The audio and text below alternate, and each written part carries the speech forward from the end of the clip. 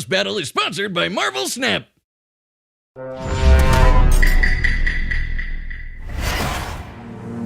The year was 2020, the long wait as we all experienced the most viral sensation in recent years. It was Among Us! Nah, Fall Guys was the biggest news that year. He's Wiz and I'm Boomstick. And it's our job to analyze their weapons, armor, and skills to find out who would win a death battle.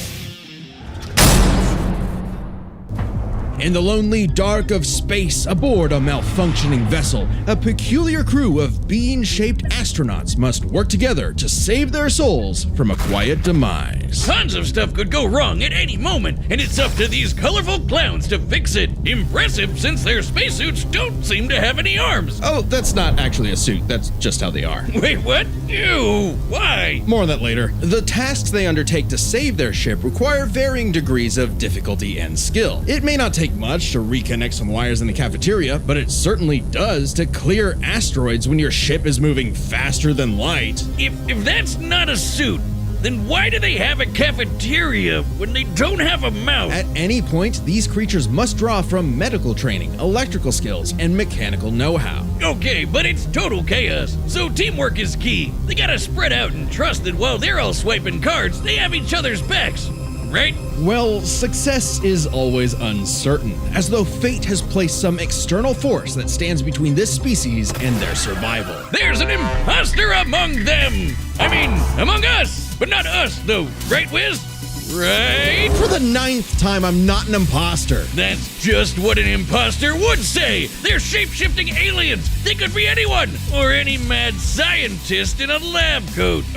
The imposter threatens the pack and pushes them towards extinction by any means necessary. Anything from damaging lights to wrecking the ship's reactor. Which can be tricky to fix in time. Even though imposters are naturally skilled at crawling through the vents, the crewmates need special engineer training to do the same. So not all of them can McLean it up. All while the imposters conceal their motivations and infiltrate the herd. The others always know something isn't right, and the imposters use that paranoia to motivate their prey into ejecting each other into space.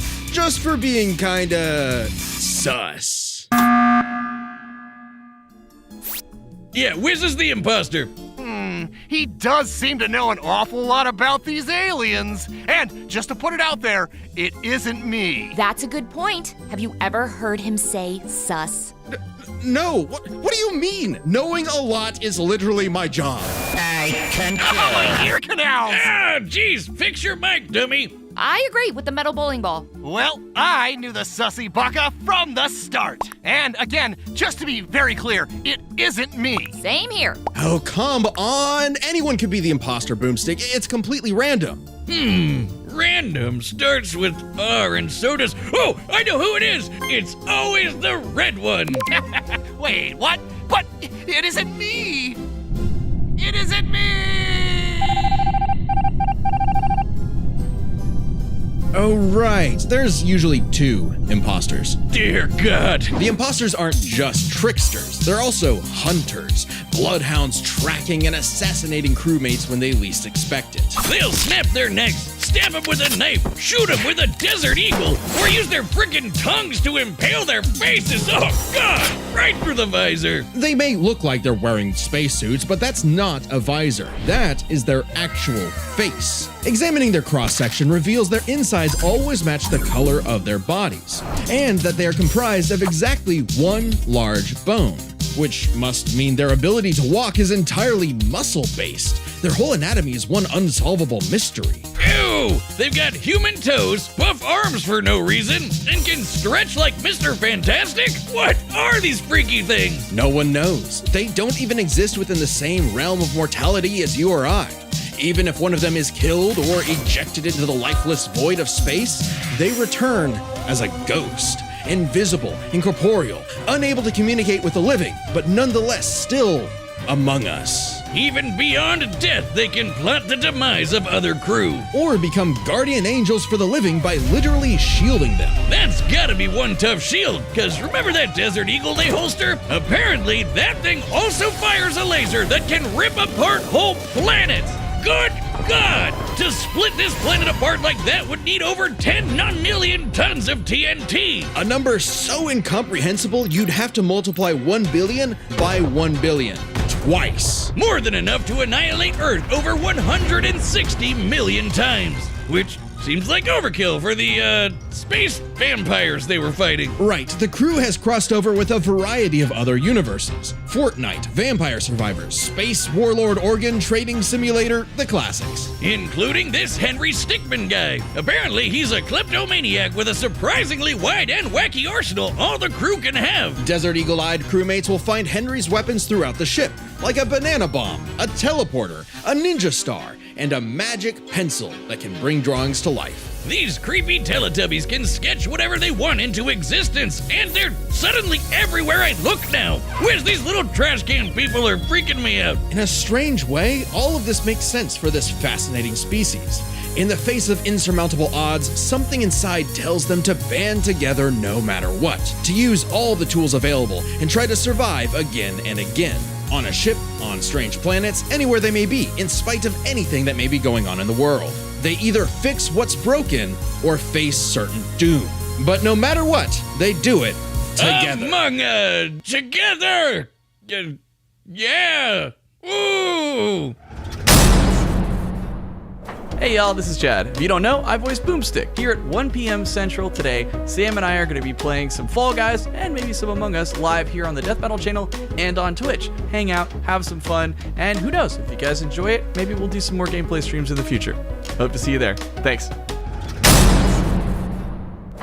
Welcome to the bright, colorful world of the Blunder Dome! Natural habitat to these lovable little beings known as the Fall Guys, who race each other through fun playgrounds with nothing but clear skies above. These lively obstacle courses showcase their inherent skills and abilities. As if drawn by natural instinct, they hurdle over barriers together and pass through various tests of strength, agility, and mental fortitude. And it's pretty impressive considering how elaborate these bounce house courses get. How do these weebles wobble through it? With a shocking level of innate parkour mastery that otherwise hasn't been seen since 2006. But honestly, not many of the beans make it, and only one can be crowned the winner before everything starts all over again. Which makes for some very friendly competition, like survival of the fittest, but for a bunch of candy grimaces. They'll grab, shove, and slam into each other to make it out on top, or even roll up into a ball and launch across the course. Self-preservation be damned. And over time, the beans have evolved to higher levels of, let's call it imagination. The engineer Digi invented the creative device so the beans could start making and designing new obstacles and challenges for themselves, as well as additional tools like wrecking balls, wind-up boxes for punching foes, and even translators that make their nonsensical language intelligible. But even at their best, they're still just flinging themselves over these obstacles like a bunch of drunken lemmings. This species seems to have a biological urge to navigate these courses for one singular purpose: get that crown. I mean, if I could be king for a day, I'd push you off a cliff right now. Very funny. Get away from me. Things in the Blunder Dome can get wild. We've seen these goobers get smacked by giant mallets and fall into actual hot lava, but they always pop back up at the qualification stage later, completely unharmed. Somehow. These remarkable creatures have demonstrated some dumbfounding durability, such as getting struck by meteors. That's a hit anywhere from 18 tons of TNT to 15 kilotons. But they still get right back up to Rube Goldberg themselves straight through another obstacle course. On top of that, they were hit with the Big Bang and came out the other side completely fine. Wait, what? Did I just say the Big Bang? Why do we even mention the meteor? Who cares? Their suits are basically indestructible. Boomstick, I hate to tell you this. No. Those aren't really... Don't say it! Those aren't actually suits. That's their skin. Oh, man. People were getting weird back in 2020. Didn't they have better things to do? With only arms, legs, and eyes, there must be some genetic mechanism inside the beans that causes them to be self-sustaining. Though after some dissection, it's unclear. This is an official image, by the way. I don't know what's more upsetting, that skeleton or the fact that these jelly beans are 6 friggin' feet tall. Imagine bumping into this thing in a dark alleyway. No, thank you. So, this means when you start the game, you're just flat out naked? Just swing it away. Beans in the wind. Strange such nakedness would be allowed, considering what's actually happening is the Fall Guys are contestants in a non-stop 24/7 game show, the Ultimate Knockout.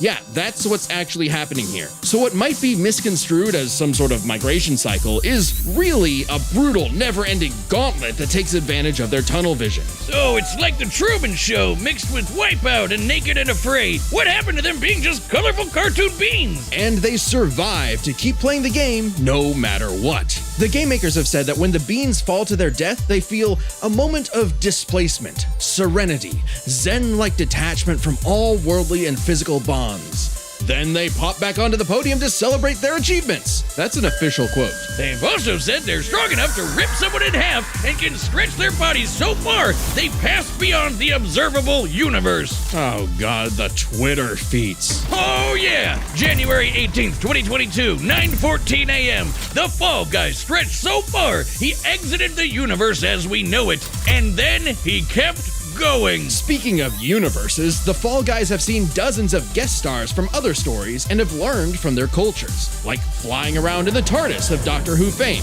wielding He-Man's power sword, launching Ryu's iconic Hadouken, or even just becoming Pac-Man. They just become Pac-Man. They're Pac-Man now. Wiz, I know we've seen some crazy things on the show, but these 6 feet tall jelly bean monsters eat food through their feet. What are we about to rot upon the world? Is this cute and colorful reality an endless void of darkness and despair? Revelations of disturbances too catastrophic for the human mind to process? A vicious cycle on this blue marble surrounded by mouthless, dead-eyed beans. Pretty much. Ah, cool, let's see them fight. Wiz, you gotta play that mobile game with all the superheroes and the cool art. Oh, are you talking about Marvel Snap? Yeah, that one, the card collecting game. It's more than that. Marvel Snap is a fast-paced dueling card game, like really fast. Both the cards and the locations you play them in have unique abilities that change the course of a match, making it a real head-to-head battle. And it's easy and quick to get into. I was kind of worried I'd have to spend too much time learning different cards and rules, but no, it's actually really intuitive.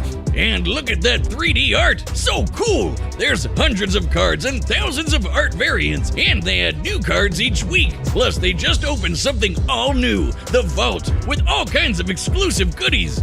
Sure, but hang on, this guy I'm playing against right now is really tough. That's because it's me, loser! Oh, shucks.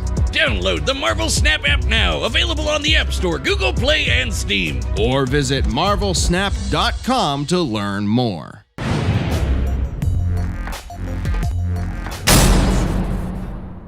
All right, the combatants are set, and we've run the data through all possibilities. It's time for a death battle!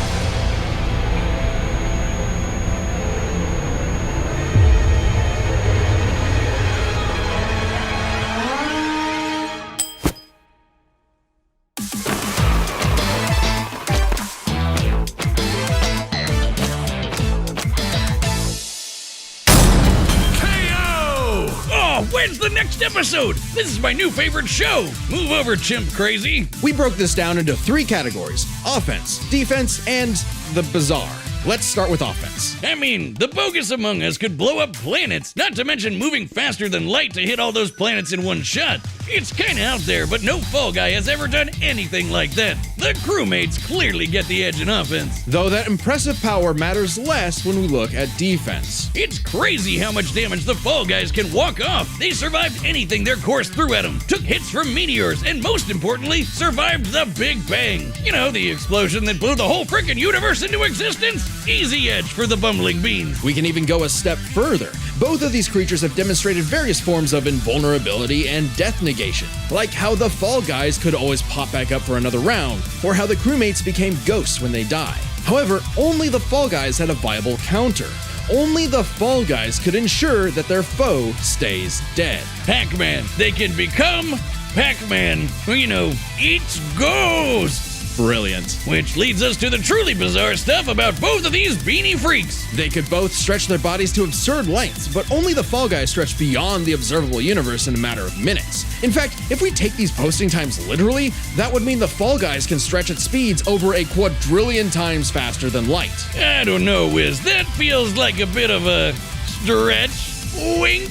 The crewmates did have plenty of answers to the Fall Guys' hijinks, like a magic pencil sword to fight off He-Man's power sword, or how they could potentially hack Digi's creations. But the overwhelming amount of stuff that the Fall Guys have access to just dwarfs the Among Us crew's arsenal. I mean, Hadoukens, TARDIS, just the tip of the iceberg. Yeah, the spaceship crew had a few deadlier weapons among them, but the Fallen Guys had too many options that could not be countered. The crewmates may have been cunning and dangerous, but the one-track-minded Fall Guys just wouldn't go down. Making sure the losers of this fight were no longer Among Us.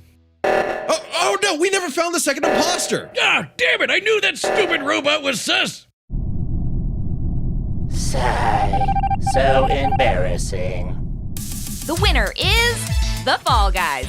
And me. Next time on Death Battle.